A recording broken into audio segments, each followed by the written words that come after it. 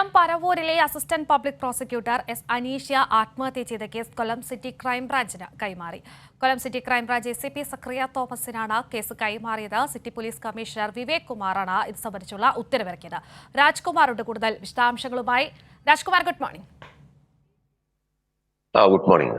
രാജ്കുമാർ, ഇനി അങ്ങോട്ട് എങ്ങനെയാണ് കേസിന്റെ തുടർ നീക്കങ്ങൾ? ക്രൈംബ്രാഞ്ചിന് ഏത് തരത്തിലുള്ള അന്വേഷണമാണ് സംഭവവുമായി ബന്ധപ്പെട്ട് നടത്താൻ പോകുന്നത്?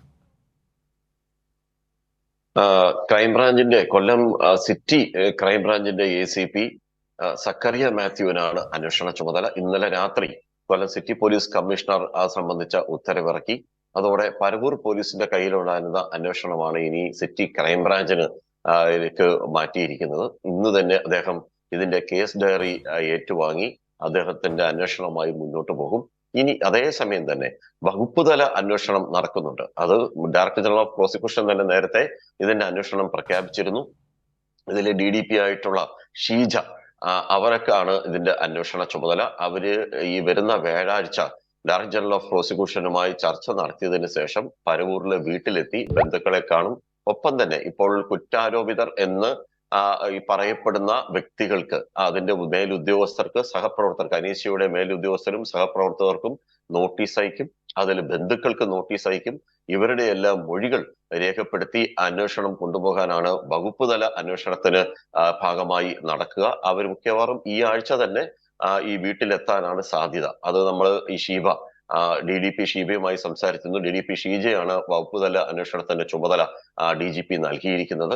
അതേസമയം ബാർ അസോസിയേഷൻ, കൊല്ലം ബാർ അസോസിയേഷൻ പറയുന്നത് DGP ഇത് നേരിട്ട്, DGP എന്ന് പറഞ്ഞാൽ ഡയറക്ടർ ജനറൽ ഓഫ് പ്രോസിക്യൂഷൻ നേരിട്ട് ഇത് അന്വേഷിക്കണം, അല്ലെങ്കിൽ ജുഡീഷ്യൽ അന്വേഷണം വേണമെന്നാണ് അവരുടെ ആവശ്യം. അത് കണക്കാക്കി അത് ആവശ്യപ്പെട്ടുകൊണ്ട് ഇന്നലെ അവർ പ്രതിഷേധം സൂചകമായി ഇന്നലെ ഈ കോടതി നടപടികൾ ബഹിഷ്കരിച്ചു, പ്രകടനം നടത്തി.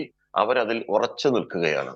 അതേസമയം തന്നെ ഗവൺമെന്റ് പൂർണ്ണമായിട്ടുള്ള പിന്തുണ അനീസിയുടെ കുടുംബത്തിന് പ്രഖ്യാപിച്ചിട്ടുണ്ട്.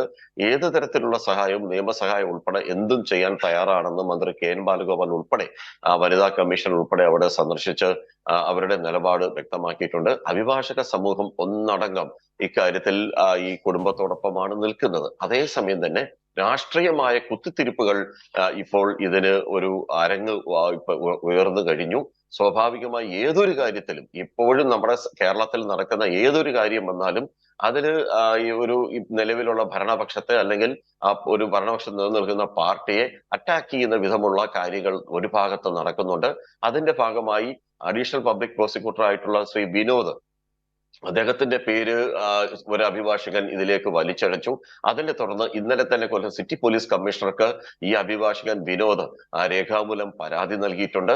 ഇതിൽ മറ്റൊരു വ്യക്തി ബിന്ദു കൃഷ്ണയാണ്, കോൺഗ്രസിന്റെ നേതാവ്. ആ ബിന്ദു കൃഷ്ണയും ഇതിൽ ഇതുപോലെ അപകീർത്തികരമായ പ്രസ്താവന നടത്തിയെന്ന് ചൂണ്ടിക്കാട്ടി ബാർ അസോസിയേഷനും ബാർ കൗൺസിലിനും ഈ അഡ്വക്കേറ്റ് വിനോദ് പരാതി നൽകിയിട്ടുണ്ട്. അപ്പോൾ ആ നിലയിലും ഒരു ഭാഗത്ത് രാഷ്ട്രീയമായ കുത്തിത്തിരിപ്പുകൾ ഒരു ഭാഗത്ത് നടക്കുന്നു. അതേസമയം തന്നെ കൃത്യമായ അന്വേഷണം നടത്തി അനീസിക്ക് നീതി ലഭ്യമാക്കുന്നതിന് വേണ്ടിയുള്ള നടപടികളുമായി പോലീസും അതേപോലെ വകുപ്പ് തല അന്വേഷണവും ഇപ്പോൾ പുരോഗമിക്കുന്നു. ശരി, രാജ്കുമാറാണ് ആ വിവരങ്ങൾ നൽകി.